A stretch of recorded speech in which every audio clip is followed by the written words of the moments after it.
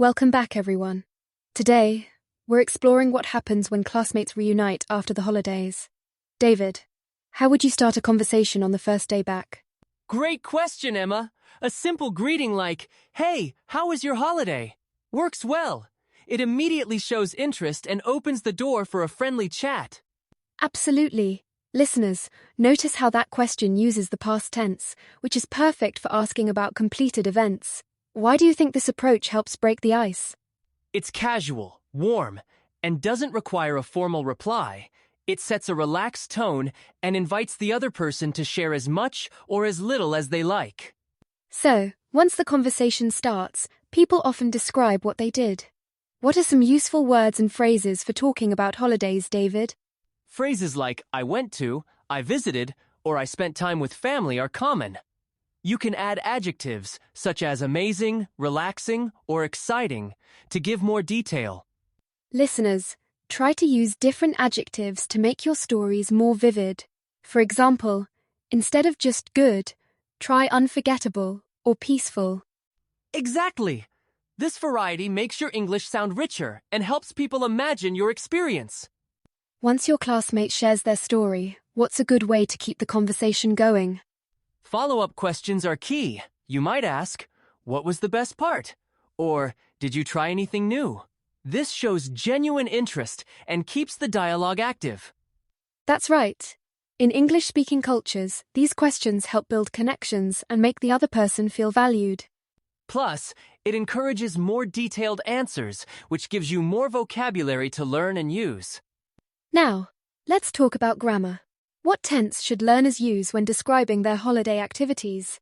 Most of the time, you'll use the past simple tense, like, "I visited my grandparents." But if you want to describe something happening over time, use past continuous, such as "I was relaxing on the beach." Listeners, try combining both. While I was staying in Spain, I tried surfing. This sounds natural and helps tell a story. Exactly. Mixing tenses adds depth and makes your English sound more fluent. Reacting to someone's story is just as important.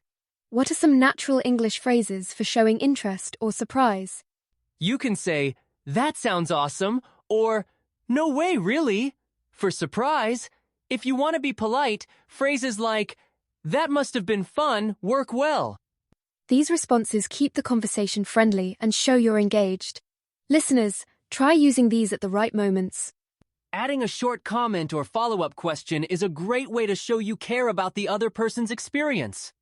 Sometimes you need to change the topic smoothly. How can learners do this without sounding rude?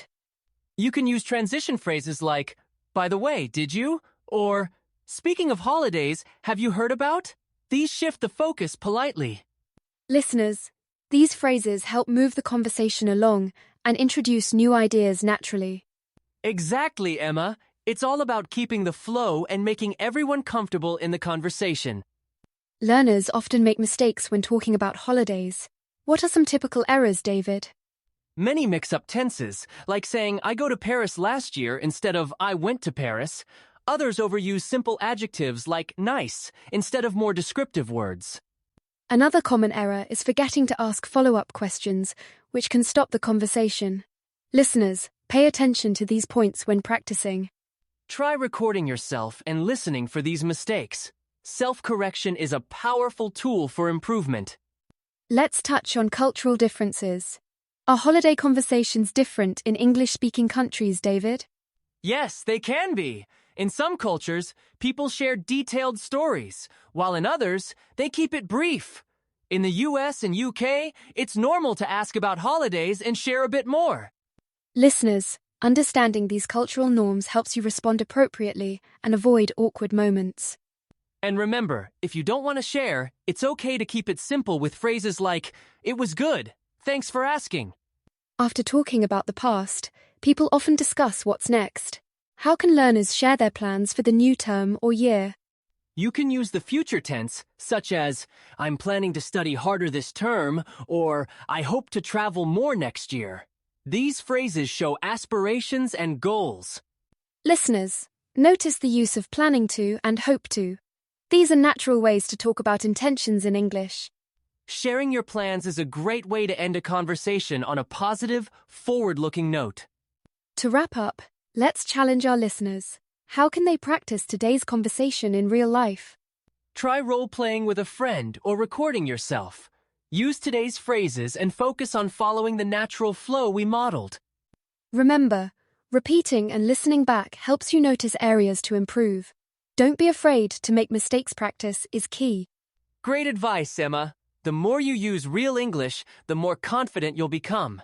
Keep practicing and see your skills grow.